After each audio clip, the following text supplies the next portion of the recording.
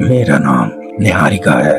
मैं 13 साल की हूँ। हर गर्मी की छुट्टियों में मैं अपनी माँ के साथ नानी के घर जाया करती हूँ।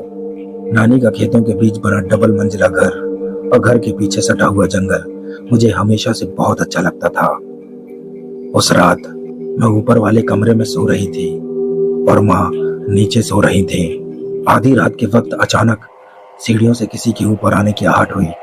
कदमों की आवाज ऐसी थी जैसे किसी को ऊपर चढ़ने में बहुत मुश्किल हो रही हो, पर वो मेरी नानी नहीं हो सकती थी क्योंकि वो आसानी से सीढ़ियां चढ़ लेती थी।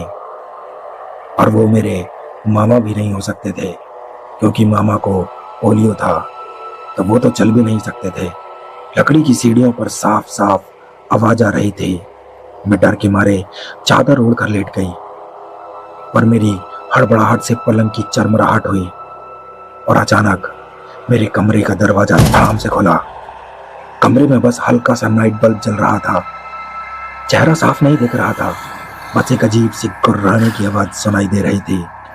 ऐसा लग रहा था जैसे वो शख्स हवा में कुछ सूंघ रहा हो और उसकी नजर अब मुझ पर पड़ने वाली ही थी कि अचानक तभी नीचे आंगन से तेज आवाज आई जैसे कोई लकड़ी जमीन पर मार रहा हो, और वो शख्स उस आवाज की तरफ मुड़ गया और सीढ़ियां उतरने लगा।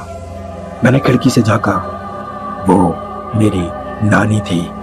वो लकड़ी जमीन पर मार रही थी, शायद उसे नीचे बुला रही थी। और अजीब बात यह थी कि वो शख्स नानी से डर रहा था।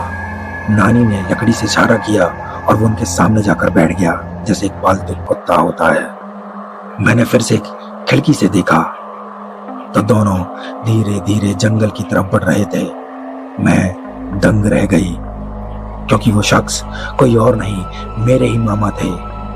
पर वो कैसे चल सकते थे और वो इस तरह बर्ताव क्यों कर रहे थे?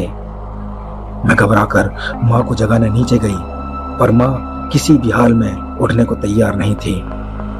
इतने में घर के अंदर किसी के आने की आहट हुई। मैं झट से माँ की पलंग के नीचे छुप गई।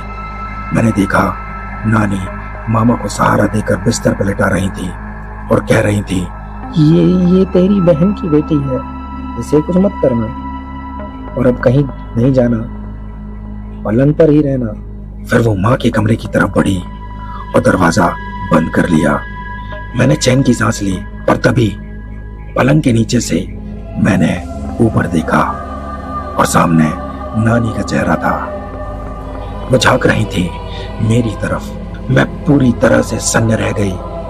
उन्होंने मेरा हाथ पकड़ा और बाहर निकाला और बोली, तेरे मामा को नींद में चलने की बीमारी है, कभी कभी वो पूरे गांव का चक्कर भी लगा लेते हैं, तू डर मत। इतना कहकर वो चली गई और मैं डरते डरते कब सो गई मुझे पता ही नहीं चला। सुबह जब आँख खुली तो घर में हड़कंप मचा हुआ था। सब कह रहे थे नानी और मामा दोनों सुबह से गायब हैं। थोड़ी देर बाद खबर आई कि दोनों की लाश खाई के नीचे मिली है। लोग कह रहे थे शायद नानी ने मामा को धक्का दिया और फिर खुद भी कूद गई। मेरे दिमाग में यह चल ही रहा था कि नानी ने ऐसा क्यों किया होगा। तभी पोस्टमार्टम के द्वारा पता चला कि दोनों की मौत रात के 11 बजे हुई थी और नानी को कैंसर की आखिरी स्टेज थी। शायद उन्हें डर था कि उनके मरने के बाद मामा का ख्याल कोई नहीं रखेगा। लेकिन जो मैंने उस रात देखा वो क्या था? क्या सच में नानी और मामा आखिरी बार मुझसे मिलने आए थे या वो केवल एक सपना था? कमेंट कर जरूर बताएं। यदि ये कहानी आपने यहाँ तक सुनी है तो ये कहानी आपको बहुत पसंद आई है तो इसे लाइक, शेयर एंड कमेंट करना ना भूलें और चैनल को सब्सक्राइब जरूर करें। Thank you.